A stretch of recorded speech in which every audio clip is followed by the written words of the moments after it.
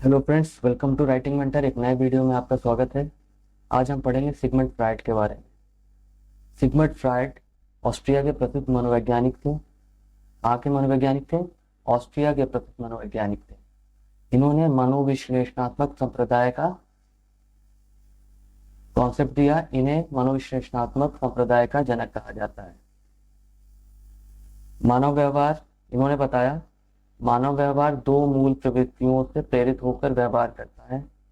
पहला जीवन तुल्य मूल प्रवृत्ति और दूसरा मृत्यु तुल्य मूल प्रवृत्ति। जीवन तुल्य मूल प्रवृत्ति को इन्होंने इरोज कहा और मृत्यु तुल्य मूल प्रवृत्ति को इन्होंने थर्नेटॉस कहा। इरोज की जो विशेषताएं हैं, ये रचनात्मक तथा निर्माणकारी कार्य में सहायता करता है। उदाहरण, पढ़ाई करना ताकि अच्छा भविष्य बने, किसी की मदद करना, परिवार से प्यार करना, ये सारी विशेषताएं इरोज की। थर्नेटॉस की विशेषता ये है कि ये विध्वंसकारी और आक्रामक है। उदाहरण के तौर पर, जब आपको बहुत गुस्सा आता है तो मन क्या करता है? चीजें तोड़ने का, किसी को मारने की इच्छा कभी कभी जागृत हो जाती है जब लोग बहुत गुस्से में होते हैं। किसी को नुकसान पहुंचाने का मन करता है। जब किसी कार्य में बहुत विपरीत चीजें होने लगती हैं तो क्या करता है? गुस्सा आता है और गुस्से में ये सारी भावनाएं जागृत होती हैं। तो ये प्रश्न आपकी परीक्षाओं में सीधे सीधे पूछे गए हैं कि जीवन तुल्य मूल प्रवृत्ति को क्या कहते हैं तथा मृत्यु तुल्य मूल प्रवृत्ति को क्या कहते हैं। जीवन तुल्य मूल प्रवृत्ति को इरोज कहते हैं और मृत्यु तुल्य मूल प्रवृत्ति को थर्नेटॉस कहते हैं। ये आपके एग्जाम में डायरेक्ट क्वेश्चन पूछे गए हैं। तो ये भी पूछा गया है कि जीवन तुल्य मूल प्रवृत्ति और मृत्यु तुल्य मूल प्रवृत्ति का कॉन्सेप्ट किसने दिया है। तो आप आंसर क्या देंगे? Sigmund Freud. आंसर क्या करेंगे? Sigmund Freud. ये क्वेश्चन भी आपके एग्जाम के परिपेक्ष से बहुत इंपॉर्टेंट है कि सिगमंड फ्राइड किस देश के मनोवैज्ञानिक थे। तो आपका आंसर क्या होना चाहिए? ऑस्ट्रिया के मनोवैज्ञानिक थे। ये आपके परीक्षा में पूछा जा सकता है। सिगमंड फ्राइड को किस मनोवैज्ञानिक संप्रदाय का जनक कहा जाता है? जब बालक 4 से 5 वर्ष का होता है तो बालक में विशेष परिवर्तन होते हैं। इसलिए आयु को क्रांतिकारी परिवर्तन का समय या आयु कहते हैं।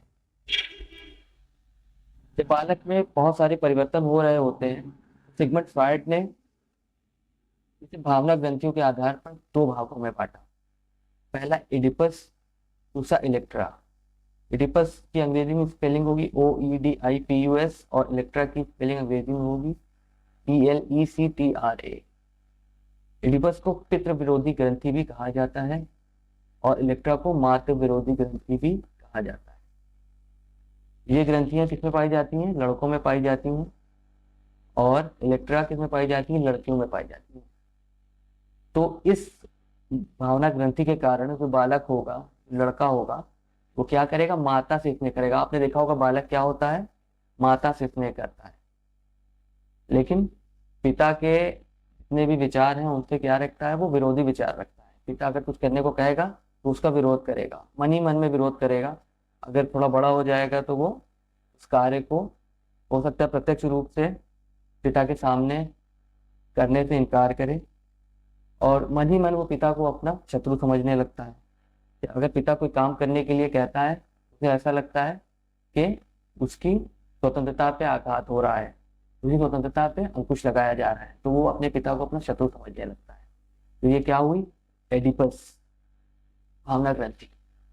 इलेक्ट्रा में क्या होता है कि जो बालिकाएं होती हैं उनके अंदर मातृ विरोधी भावना जागृत होती है और पिता से वो क्या करती हैं? स्नेह करने लगती है। माताओं द्वारा जब किसी कार्य के लिए उन्हें टोका जाता है, समझाया जाता है, तो वो इसे अपनी स्वतंत्रता में बाधा समझती हैं और उनके विचार मातृ विरोधी हो जाते हैं, माता को कम पसंद करने लगती हैं। आमतौर पर आपने अपने समाज में, अपने परिवेश में ये सारी चीजें प्रत्यक्ष रूप से देखी होंगी। जो बालक होते हैं वो अक्सर अपनी माँ से प्रेम करते हैं, अपनी माँ से लगाव अधिक रखते हैं कंपेयर टू पिता। और जो बालिकाएं होती हैं, आपने अक्सर देखा होगा, वो पिता से ज्यादा स्नेह रखती हैं कंपेयर टू माता। तो ये सारे क्वेश्चंस आपके एग्जाम के पर्सपेक्टिव से बहुत इंपॉर्टेंट है। आपसे ये भी पूछा जा सकता है कि एडिपस का संबंध किससे है? बालक से है या बालिका से है? इसी प्रकार से अन्य प्रश्न पूछा जा सकता है कि इलेक्ट्रा का संबंध किससे है? बालक या बालिका से? ये भी प्रश्न पूछा जा सकता है कि पितृ विरोधी ग्रंथि किसे कहा जाता है? 4 ऑप्शन आपको आएंगे, आपको उसमें से सही आंसर टिक करना होगा। इस तरीका से आपसे पूछा जा सकता है कि मात्र विरोधी ग्रंथि किसे कहते हैं, तो आपको इलेक्ट्रा सिलेक्ट करना होगा चारों ऑप्शन में से। तो एक बार ऊपर से नीचे तक एक बार फिर से रिवाइज कर लेते हैं कि ऑस्ट्रेलिया के जो मनोवैज्ञानिक हैं सिगमंड फ्राइड, उन्होंने मनोविश्लेषणात्मक संप्रदाय का कॉन्सेप्ट दिया। उन्हें मनोविश्लेषणात्मक संप्रदाय का जनक माना जाता है। उन्होंने बताया कि मानव व्यवहार 2 मूल प्रवृत्तियों से प्रेरित होकर व्यवहार करता है। पहला जीवन तुल्य मूल प्रवृत्ति, दूसरा मृत्यु तुल्य मूल प्रवृत्ति। जीवन तुल्य मूल प्रवृत्ति को इरोस कहते हैं और मृत्यु तुल्य मूल प्रवृत्ति को थर्नेटॉस कहते हैं। जीवन तुल्य मूल प्रवृत्ति से प्रेरित होकर व्यक्ति रचनात्मक और निर्माणकारी कार्य करता है, जैसे पढ़ाई कर अपना भविष्य बनाना, सफल होना, किसी की मदद करना, परिवार से प्रेम करना, समाज में अच्छे से रहना। थर्नेटॉस ये विध्वंसकारी और आक्रामक प्रवृत्ति है। इससे प्रेरित होकर व्यक्ति बालक विध्वंसकारी और आक्रामक कार्य करता है। इससे विरोधी कार्य होने पर गुस्सा आता है, इसके मन के विपरीत कार्य होता है, तो वो अपने गुस्से को व्यतीत करने के लिए चीजें तोड़ देता है। किसी को मारने की इच्छा उसके मन में जागृत होती है, तो नुकसान पहुंचाने की भी इच्छा जागृत होती है। 4 से 5 वर्ष की आयु में बालक में विशेष परिवर्तन होते हैं, इस कारण इसे क्रांतिकारी परिवर्तन का समय या आयु कहते हैं। क्रांतिकारी परिवर्तन का समय या आयु कहते हैं। इसी परिवर्तन को ध्यान में रखते हुए सिगमंड फ्राइड ने भावना ग्रंथियों को 2 भागों में बांटा। भावना ग्रंथियों के बारे में बताया। भावना ग्रंथियां क्या है?